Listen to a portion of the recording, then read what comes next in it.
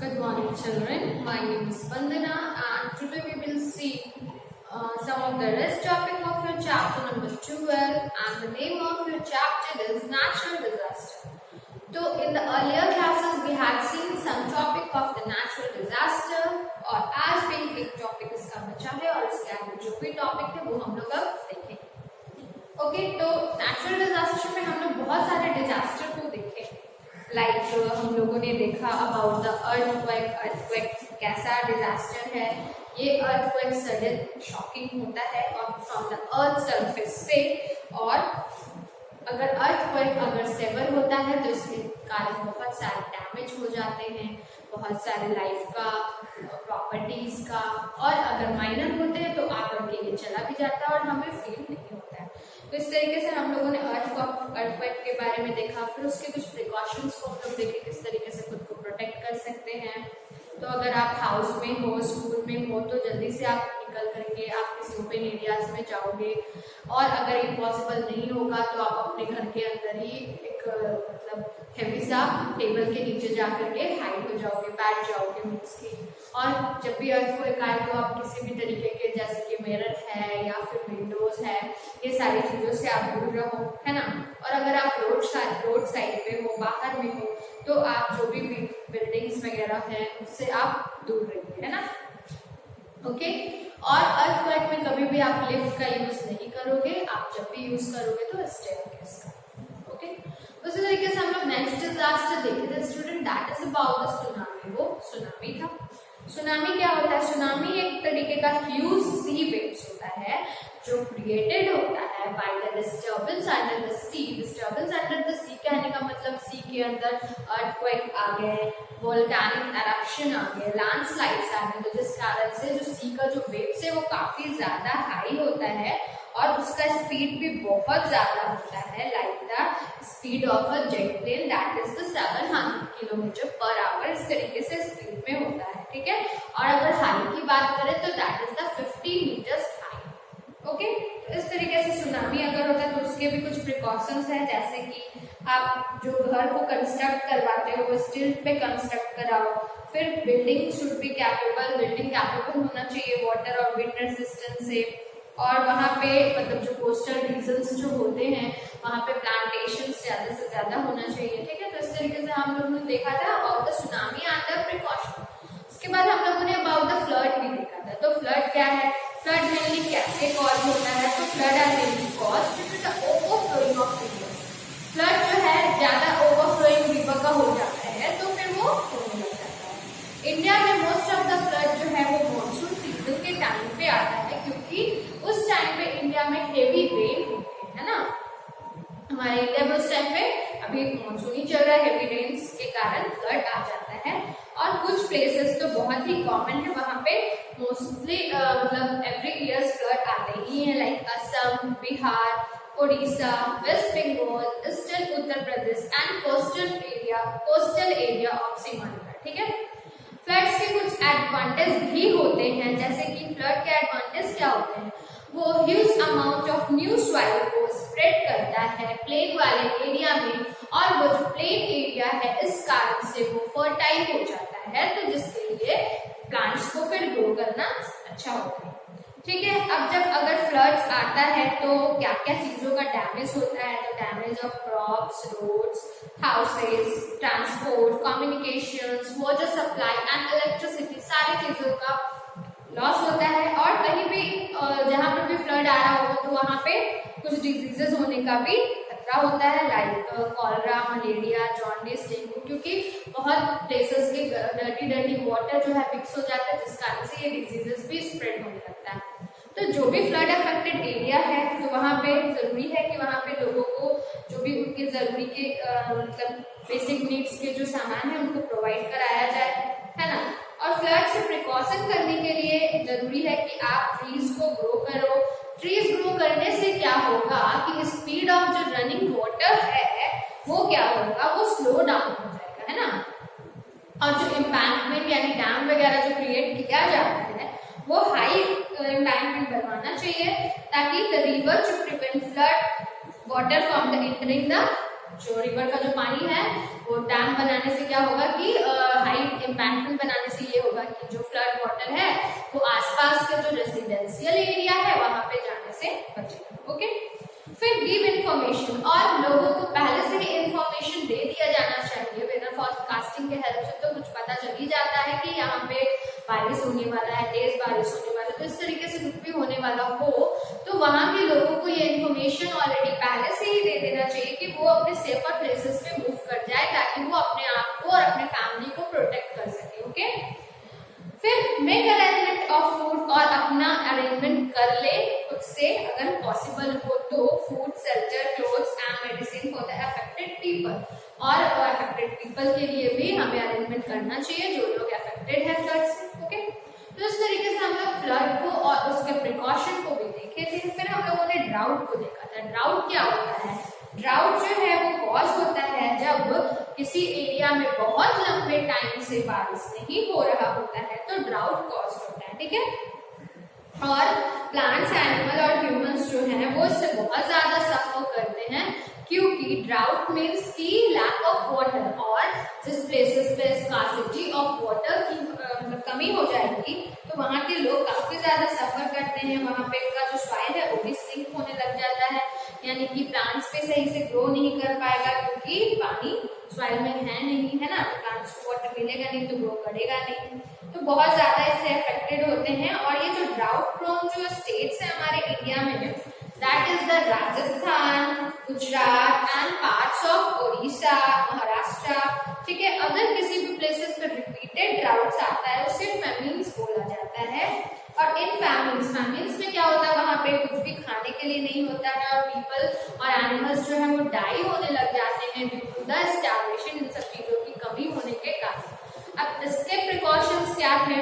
इसके प्रिकॉशन ये थे कि हमें ज्यादा से ज्यादा ट्री को ग्रो करना चाहिए, क्योंकि ट्री जो है एयर में मॉइस्चर को इंक्रीज करता है, और एयर में मॉइस्चर इंक्रीज होने के कारण बारिश होने में हेल्प होती है। तो we should harvest during the monsoon season, और दूसरा है हम लोग को मॉनसून सीजन में ही हार्वेस्टिंग करना चाहिए। Water harvesting increases the level of underground water in the drought hit areas. Okay, now और वाटर रिजर्वोयर्स भी बना के रखना चाहिए, ताकि जब ड्राउट का टाइम आए तो उससे लोगों को हेल्प मिल सके। तो इस तरीके से हम लोग प्रीवियस के टॉपिक में ये सारे डिजास्टर्स को देखे थे और उसके प्रिकॉशंस को भी देखे थे। ओके, तो आज जो हम देखेंगे अब नेक्स्ट डिजास्टर एक है साइक्लोन्स। तो साइक्लोन्स के बारे में हम देखेंगे। ओके, तो cyclones are caused due to the variation in the atmospheric जो प्रेशर उसमें काफी ज्यादा वेरिएशन होता है, तो साइक्लोन्स आता है। साइक्लोन आता है तो होता क्या है, हैवी रेन्स होने लग जाते हैं, स्ट्रॉन्ग विंड, बहुत तेज हवा चलने लग जाता है, आंधी तूफान बारिश, तो ये हो गया साइक्लोन्स, यानी कि बहुत ज्यादा हैवी वे में होता है। In India coastal areas of Odisha, Seemandhra and Tamil Nadu face the fury cyclones. तो ये सारे प्लेसेस जो है साइक्लोन को फेस करते हैं। Cyclone result in flooding of the coastal areas, और साइक्लोन आने से जो भी कोस्टल एरियाज है, समुद्र के आसपास के जो इलाके हैं, उस प्लेसेस पे फ्लडिंग भी आने लग जाता है। और साइक्लोन्स का अलग अलग प्लेसेस पे अलग अलग नाम से लोग उसको जानते हैं। तो क्या क्या साइक्लोन्स के नेम हैं? That is sea storm, cyclones का नेम है अलग अलग प्लेसेस पे, कहीं पे सी स्टॉर्म्स बोला जाता है, सम ऑफ द प्लेसेस उसे टाइफून भी बोला जाता है, in some of the places hurricanes and heavy winds. Okay,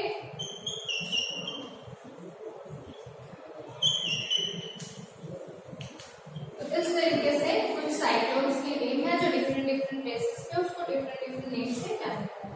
अब साइक्लोन्स के क्या क्या प्रिकॉशंस हैं? एडवांस में वेदर फोरकास्ट करना चाहिए और पीपल को अवेयर कराना चाहिए।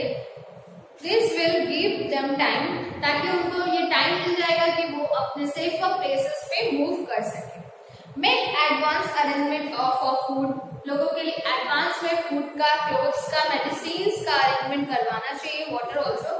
Beside this some other the natural disaster. अब ये जो भी डिजास्टर्स हम लोग देखे इसके अलावा कुछ और भी डिजास्टर होते हैं like landslide, volcanic eruption, they also cause an immense loss to human life and property. Okay, अब ये सारे डिजास्टर्स जो भी आपके चैप्टर में दिए गए थे वो सारे डिजास्टर्स हो गए।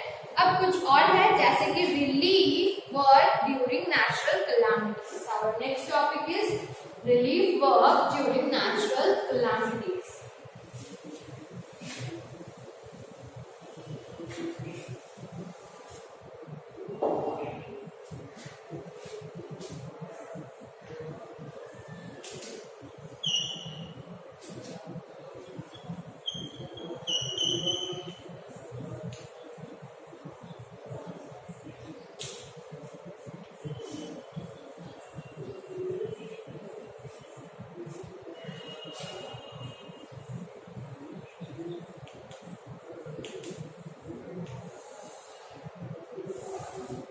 Okay, now in time of natural calamities, जब natural calamities का टाइम होता है तो it becomes, तो हमारा भी कुछ moral duty बनता है कि हम लोग वैसे लोगों को, affected लोगों को, victim को क्या करें, help करें, है ना।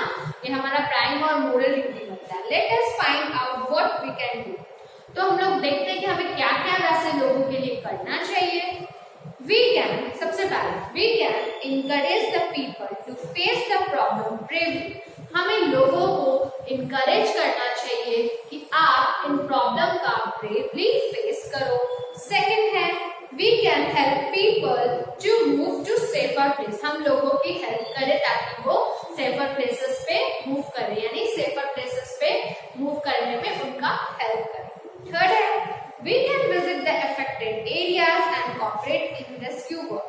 हम लोगों को affected area जो भी है वहां जाना चाहिए अगर पॉसिबल हो पाए तो, और जा करके जो भी रेस्क्यू वर्कर हैं जो इन सब चीजों में वर्क कर रहे हैं, लोगों का हेल्प कर रहे हैं, तो उनका हेल्प करना चाहिए। ओके, उनका कोऑपरेट करना चाहिए, साथ देना चाहिए। और अब आगे देखते हैं there are many non governmental organisations यानी एनजीओज। बहुत सारे एनजीओज हैं जो प्ले करते हैं important role at the time of calamities. इस तरीके से कि जब कैलामिटीज आ जाते हैं तो ये एनजीओज भी हैं। एनजीओज यानी non governmental organisation. The full form of NGO is non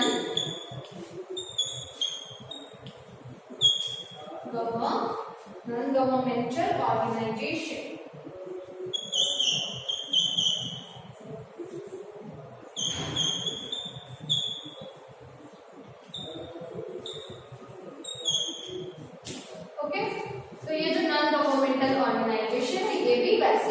calamities में काफी इंपॉर्टेंट रोल को प्ले करते हैं। Some of these organisations are as follows. तो एनजीओज के कुछ ऑर्गेनाइजेशन के नेम हम लोग देखेंगे। सबसे पहला है एनजीओज में that is red cross society.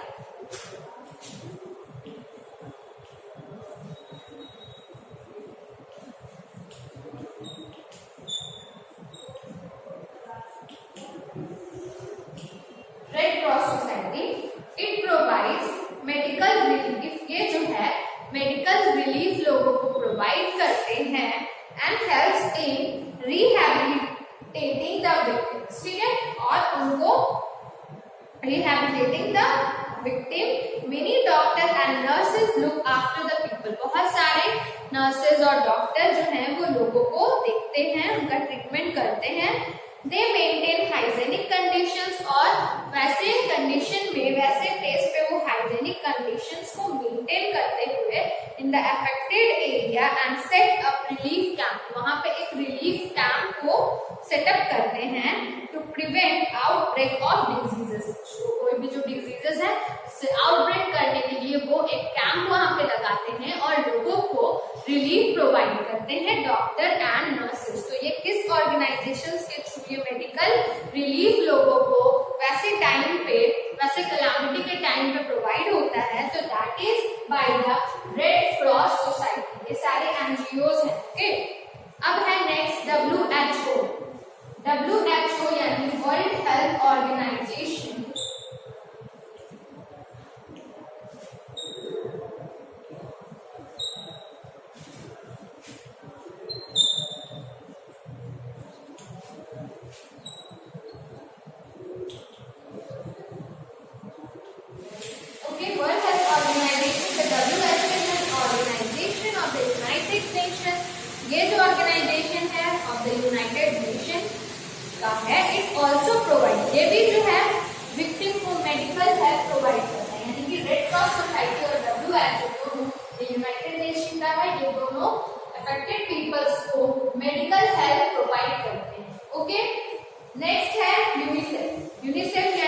United nation children's emergency fund. Next है दैट इज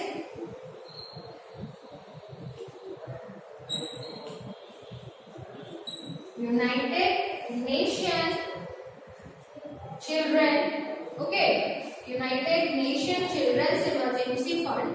ये क्या करता है, ये organization, it provides money, clothes and food to the affected children. ये जो है मनी, क्लोथ्स और फूड अफेक्टेड चिल्ड्रन को प्रोवाइड करता है. Beside voluntary organisation, role of the local people, doctor. अब इन वॉलंटरी ऑर्गेनाइजेशन के अलावा और भी जो लोग हैं जैसे कि people, doctor, police, fireman and media are also play very important role. ये सारे लोग भी बहुत इंपॉर्टेंट रोल को प्ले करते हैं. Like the doctor can treat the victim and save as many people as possible. Doctor जो है वो ट्रीट करते हैं विक्टिम का और ज्यादा से ज्यादा ट्राई करते हैं कि लोगों को अच्छे से सेव कर सके. नाउ द नेक्स्ट है the policeman can maintain law and order. Policeman क्या वर्क करते हैं यहाँ पे, वो लॉ और ऑर्डर को मेंटेन करते हैं. फायरमैन क्या वर्क करते हैं, the fireman can put out fires in houses and buildings. ठीक है, फायरमैन ये वर्क करते हैं. नाउ नेक्स्ट द एयरफोर्स और navy also help by dropping. अब एयरफोर्स और नेवी वाले क्या हेल्प करते हैं, वो dropping food, medicine and other essential items को वहां पे पहुंचाते हैं to the affected area. The armed forces also come to the rescue of the people at the time of natural disaster. Okay, armed force भी आते हैं और natural disaster जहां भी होता है वहां पे लोगों को हेल्प प्रोवाइड करते हैं. और मीडिया सच एज, मीडिया में की बात करें तो such as radio, television, telephones, newspaper can provide latest news. ये जो है लेटेस्ट न्यूज को लोगों तक पहुंचाते हैं, मैसेज को कैरी करके विक्टिम लोगों के बारे में to their relatives and friends. अब उसके रिलेटिव्स और फ्रेंड्स को, जो भी विक्टिम के रिलेटिव फ्रेंड्स होंगे उनके बारे में उनको इंफॉर्मेशन पहुंचाने का वर्क जो है ये मीडियाज वाले लोग like radio, television, telephone, newspaper ये सारे लोग करते हैं. तो इस तरीके से हम लोगों ने इस चैप्टर में नेचुरल डिजास्टर को पहले देखा, फिर उसके प्रिकॉशंस को भी देखे और उसके बाद इस डिजास्टर के टाइम पे लोगों का क्या इम्पोर्टेंट रोल होता है, जैसे एनजीओज का.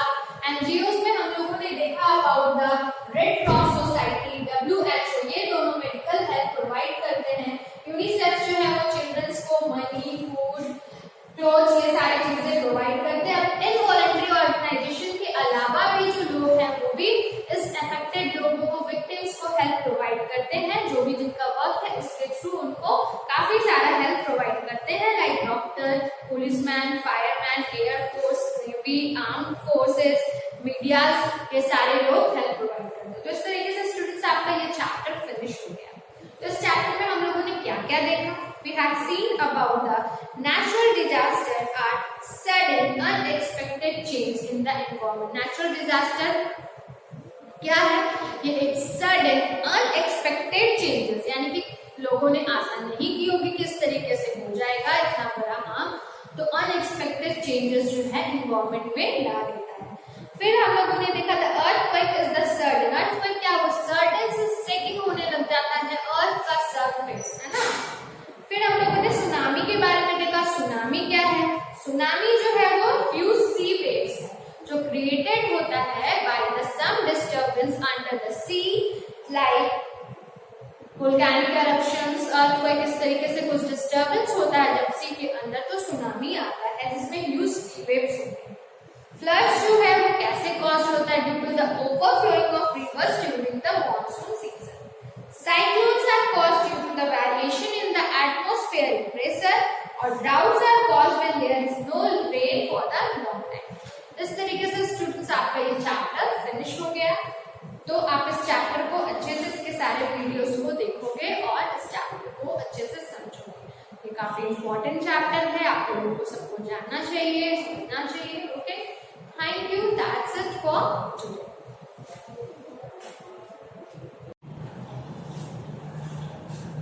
Good morning, children. My name is Vandana and today we will see new chapter and the name of this chapter is The Moon Earth's Natural Satellite. ठीक है, मून के बारे में हम लोग पढ़ेंगे. मून अर्थ का क्या है, नेचुरल सैटेलाइट है. ओके, इसके बारे. Now let's start this chapter. In this chapter students हम लोग देखेंगे about the first thing, moon के बारे में. The moon is the nearest neighbour in the sky. ठीक है, मून जो है अर्थ का नियरेस्ट नेबर है. स्काई का जो सबसे नियरेस्ट वाला नेबर है that is the moon. Okay, earth का नियरेस्ट नेबर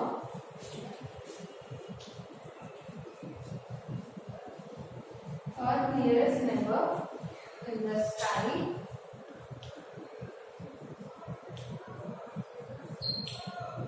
ओके. अर्थ का जो नियरेस्ट नेबर है स्काई का, अर्थ से जो नियरेस्ट नेबर स्काई का होता है that is the moon. Okay, it is about, ये कितना अवे है अर्थ से, यानी कि अर्थ से कितना दूर है ये मून. तो ये जो है 3,84,000, इसका जो डिस्टेंस है 3,84,000 kilometre away from the earth. ये 3,84,000 किलोमीटर जो है वो अर्थ से दूर है. Okay, it is much smaller than the earth. और अगर हम अर्थ के साइज से मून का कंपैरिजन करें तो moon is much smaller. Moon जो है वो बहुत ही ज्यादा छोटा है. अर्थ के size is much smaller. Okay, much smaller कहने का मतलब है अप्रॉक्स, इसको अगर हम लोग बताएं तो it is about 1/4 of its size. Earth का जो भी साइज है, अर्थ का जो भी साइज होगा उसका 1/4 जो साइज होगा वो है मून का size. Okay, now the moon is a natural satellite. Moon कैसा है, मून क्या है, सैटेलाइट है. और कैसा सैटेलाइट है, moon is a natural satellite.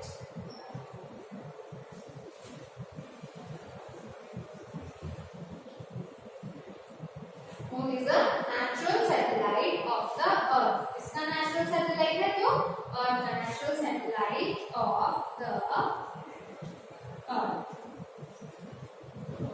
Earth का natural satellite है. अब satellite क्या होता है? A satellite is a small object that moves around a big object. Satellite एक small object होता है जो big object के अराउंड, उसके चारों ओर मूव करता रहता है. Okay, satellite is a small object that move around a big object. Understood है? द मून जो है वो नेचुरल सैटेलाइट है और वो किसके अराउंड मूव करता है, तो वो अर्थ के अराउंड मूव करता है इन अ पाथ और ऑर्बिट. अपने पाथ पे या ऑर्बिट पे. That is almost circular. जो उसका पाथ कैसा है, जिस पाथ पे मून मूव करता है, that is almost circular. Circular path है उसका. अब मून जो है उस सर्कुलर पाथ को मूव करने में, कंप्लीट करने में 1 रेवोल्यूशन लगाता है. तो that is 27.3 days. यानी 1 रेवोल्यूशन को कंप्लीट करने में मून जो सर्कुलर पाथ को लगाता है दैट इज 27.3 डेज. इतने टाइम उसको 1 रेवोल्यूशन को कंप्लीट करने में लग जाते हैं. और it also takes 27.3 days to complete on 1 rotation on its axis. और 1 रोटेशन को भी कंप्लीट करने में, रोटेशन इट मींस कि ऑन द सेम प्लेस पे जब वो मूव करता है तो दैट आल्सो टेक 27.3 days. दोनों का सेम टाइमिंग कंप्लीट करने में लगता है. Since the moon takes the same time 27.3 days to complete one revolution and one rotation. We always see the same side of the moon. हम लोग हमेशा moon का सेम ही साइड देखते हैं, ठीक है. The other side of the moon is always turned away from the earth. जो other side जो moon का है वो earth से turned है. नेक्स्ट टॉपिक है हमारा that is about the surface of the moon. But हमने अभी यहाँ पे क्या क्या देखा, मून जो है वो अर्थ का नियरेस्ट नेबर है in the sky. Second, moon is a natural satellite of the earth. What is satellite? Satellite is a small object that move around the big object. Okay, now the moon is 3,84,000 kilometre away from the earth. Moon जो है अर्थ से कितना kilometre दूर है.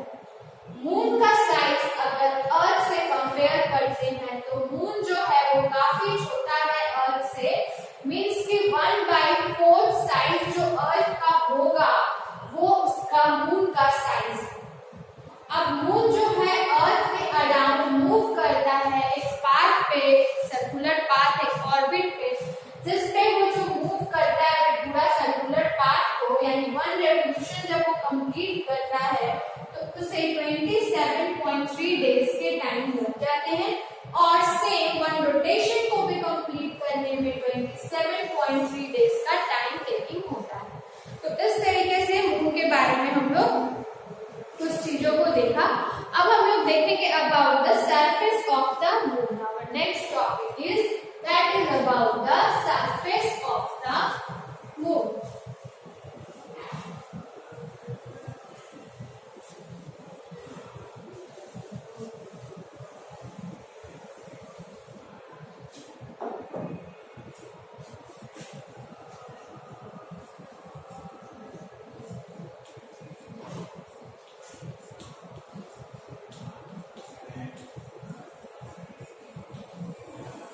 Now we will see about the surface of the moon. Moon का जो surface होता है that is rough and uneven, यानी कि एकदम प्लेन नहीं होता है और रफ होता है. उसको टच करोगे तो वो रफ सरफेस होगा. तो सरफेस ऑफ द मून जो है वो रफ एंड अनइवन है. अब There are big and small hollow dark patches. ठीक है ना. अब उसके सरफेस के ऊपर बिग और स्मॉल पैचेस हैं, है ना. पैचेस हैं जिसे क्रेटर्स बोला जाता है. Okay, that is called craters. Craters यानी big and small patches. Big and small patches are called craters. ठीक है. Now these craters are made by, अब ये craters कैसे बना, ये जो गड्ढे गड्ढे हैं ये कैसे बने, तो these craters are made by meteorites crashing on the moon from space and also by volcanoes. जो meteorites होते हैं वो मून पे क्रैश कर जाते हैं स्पेस से या फिर बाय वोल्केनो के थ्रू. ये जो गड्ढे आपको दिख रहे हैं ये बन जाते हैं इसी कारण से. Since there is no atmosphere on the moon, और अगर हम मून की बात करें तो मून पे एटमॉस्फेयर नहीं होता है. It's craters have never changed and never will, और इसके क्रेटर्स जो हैं वो कभी भी चेंज नहीं होंगे, है जो है. The moon also has high mountains and flat black hills. Moon पे हाई माउंटेन भी होते हैं और ब्लैक प्लेन्स भी होते हैं. The moon's rocks are older than any rock on the earth. और मून पे जो भी रॉक्स है वो काफी ओल्डर है अर्थ के कोई भी रॉक से अगर उसका कंपेयर करें. This suggests that the moon is older than the earth. तो ये मतलब शो करता है कि मून जो है वो अर्थ से भी ज्यादा ओल्डर है. ओके, तो नेक्स्ट जो हमारा टॉपिक होगा student that is about the